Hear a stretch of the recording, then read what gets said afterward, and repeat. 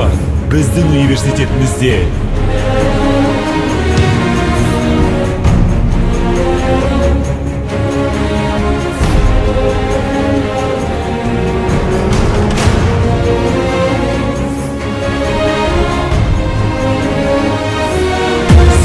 Астам үміткер.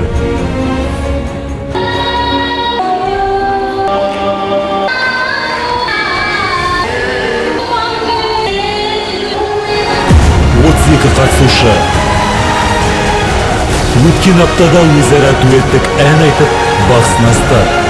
Қобалжумен толғану, көз жасымен қуану. Бұл жобада тек шын сезімдер. Бықыну дауысында өткен аптада 16 қатысушы қалды.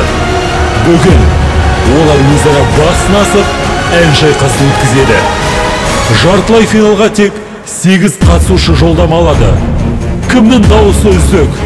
Кімнің дауысы жарқын? Кім бұқымы дауысына лайық?